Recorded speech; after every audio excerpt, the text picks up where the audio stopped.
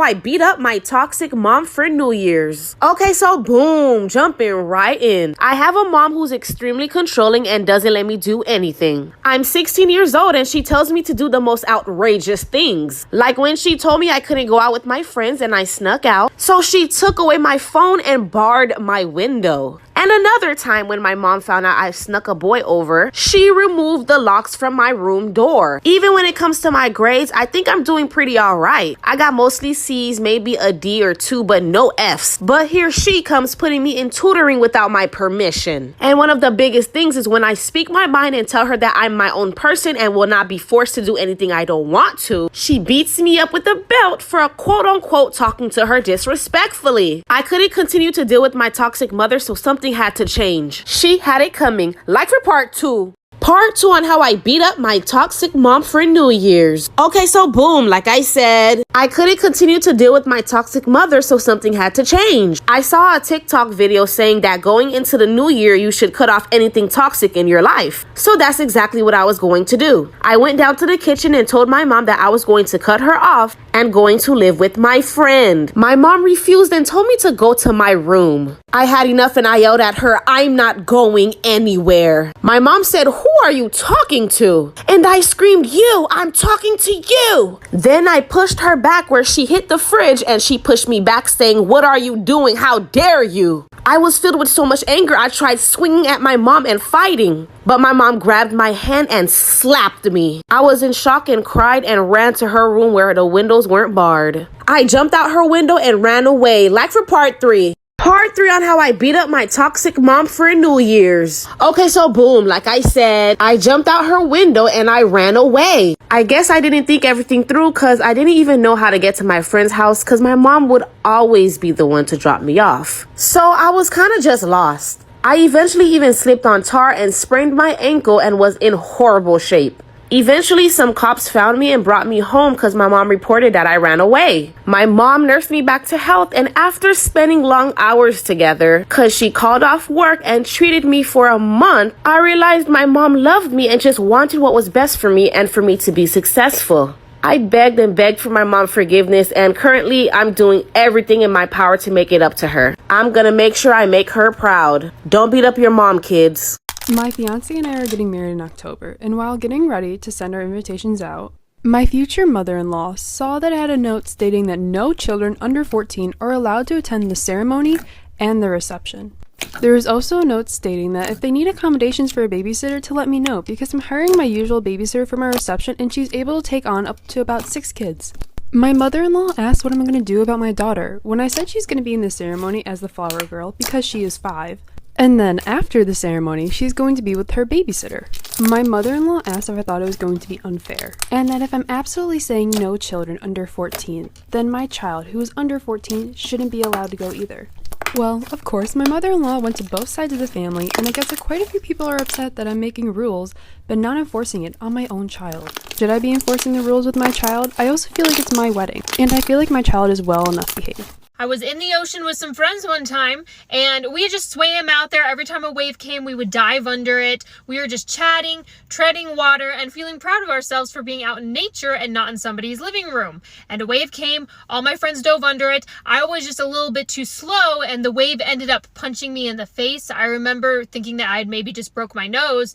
I didn't break my nose. It just hurt real bad. And then the wave snatched me up and started tossing me around like that girl in Nemo who kills the fish.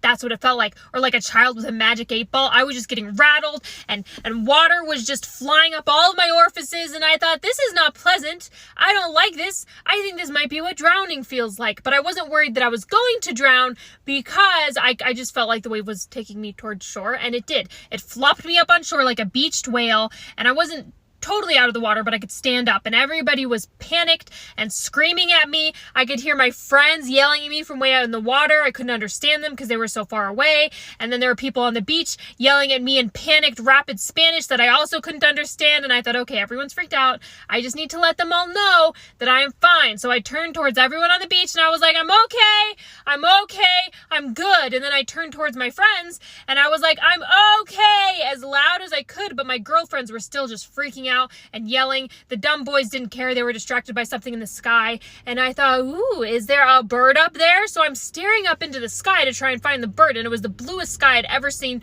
No cool bird. But as I'm staring up at the sky, the adrenaline in my body started to dissipate, and I started to relax, and I felt a breeze. And I thought, oh. And it turns out that the ocean tried to turn our beach date into an episode of Girls Gone Wild. And I just looked down and I was like, not again! I have to retire this swimsuit. And so I flipped my swimsuit back up over my tatas and I swam out. Why did I say tatas? I never say that. I was going to say boobies and then I was like, no, that's lame. And then I was like, some people find that crass. But I covered myself up and I swam back out to my friends and I looked at the guys and the first thing I said was, thank you for not staring at me while I was topless. Because that's how low the bar is. I am off my game today. That is how low the bar is that I felt the need to say thank you for not staring at me and making me uncomfortable when I was exposed by the ocean without my consent. And the boys all went, oh, you were naked?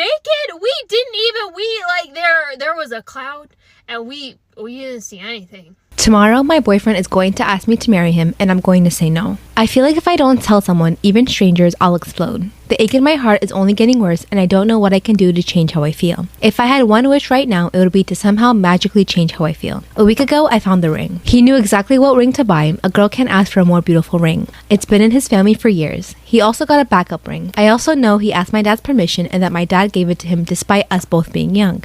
My family has always loved him so much. I think they'll feel equally awful after tomorrow. I wish I didn't find the ring. Maybe if I didn't have the time to think about it, I would have said yes. But that's not fair to either of us. I'll miss him. I'll miss his scent, his hugs, his laugh. The way he doesn't make me feel dumb when I tell him I don't know something. He'll just explain it to me. No judgment. I'll miss the chemistry we have, how even after years of being together, we still want each other just as much. I won't miss the jealousy, the possessiveness, and the way he feels like he owns me. When we first got together, I thought I could live with his flaws. After all, I wasn't perfect too.